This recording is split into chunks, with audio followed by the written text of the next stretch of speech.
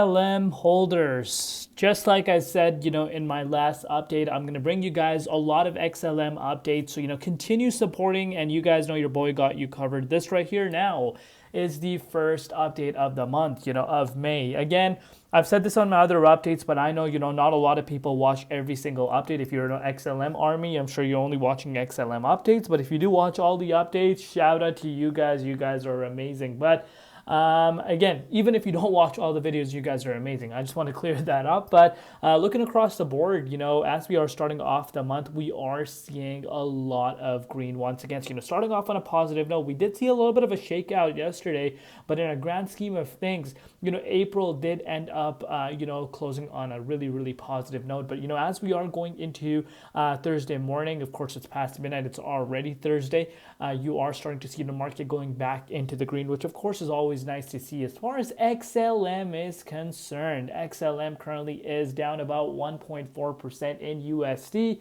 also down about 2% in Bitcoin, compared with the price currently sitting at 27 cents. Valuation, $8.4 billion, and the 24-hour trading volume at 155 million. Very, very low, considering XLM. Again, I am comparing what we saw in quarter four and early quarter one of this year.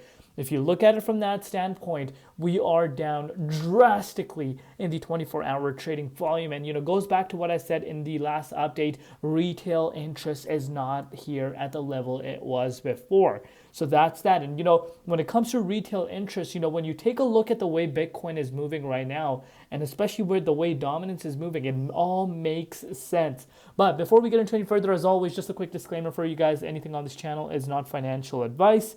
Always, always, always do your own due diligence and research when you are investing in crypto. So take a look at this. Dominance went up to the likes of 64.84%. Why does this matter? What does this show? You guys might be wondering. This shows more money is going into BTC.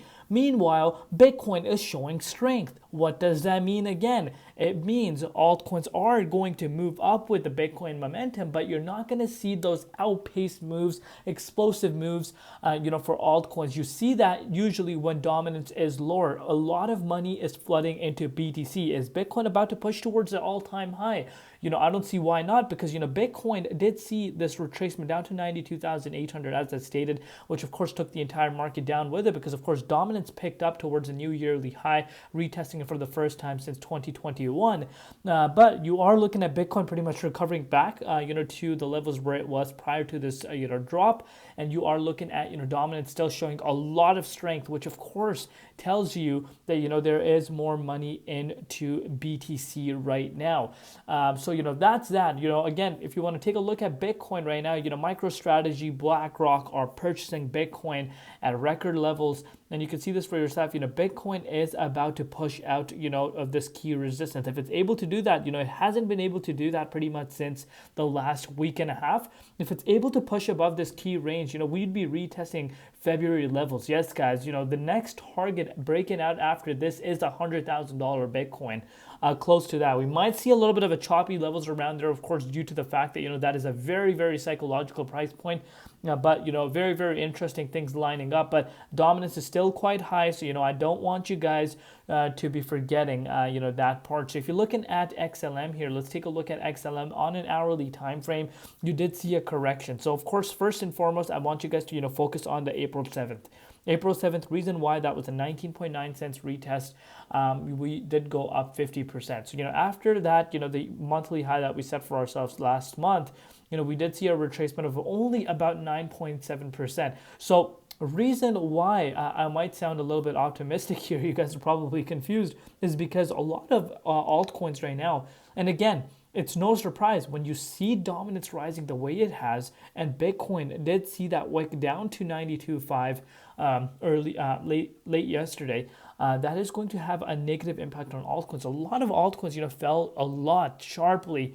But XLM still has not seen too crazy of a drop, in my opinion. So it's holding really well still, in my opinion.